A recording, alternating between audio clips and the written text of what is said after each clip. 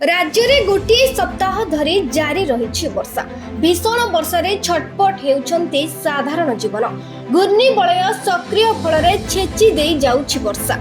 हाँ आज्ञा, गोटे सप्ताह धरी भीषण वर्षा हेउछि जे घरु बाहर कर दउनी। कला हांडिया करी भीषण काची दे जाउछि वर्षा। आज भी राज्य में प्रबल हेबो वर्षा। दक्षिण बांग्लादेश एवं ताहार आखपाख अंचल तार वायुमंडल उपर एक घूर्णिबलय सृष्टि रही, जार प्रभाव रे आहुरी 2 दिन राज्य में प्रबल वर्षिब।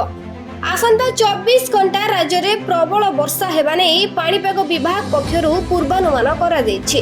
राज्य में विभिन्न जिले में प्रबलरु अति प्रबल वर्षा हेबा नै सतर्कता जारी करिछि आंचलिक पाणीपाग विभाग।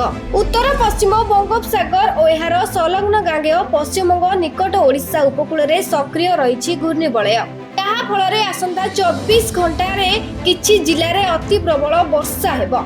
3टी जिले में अति प्रबल वर्षा हेबा नै पाणीपाग विभाग पक्षरु आकलन करा दैछि। केन्दुझर, मयूरभंज और भद्रक जिले में प्रबलरु अति प्रबल वर्षा होई पारे। 30 रु 40 किलोमीटर बेगरे पवन मध्य बही पारे। सेहि भली बालेश्वर, केन्द्रापड़ा, जाजपुर, सुंदरगढ़, अनुगुल, देवगढ़ और ढेंकानाल जिले में प्रबल वर्षा हेबो। आसंता काली उत्तर उपकूल ओडिशा रे रहिछि वर्षा। आज और आसंता काली राज्य रे विभिन्न अंचल रे प्रबल वर्षा हेबा नै केतेक जिले रे येलो अलर्ट जारी करिछि पाणीपाग विभाग।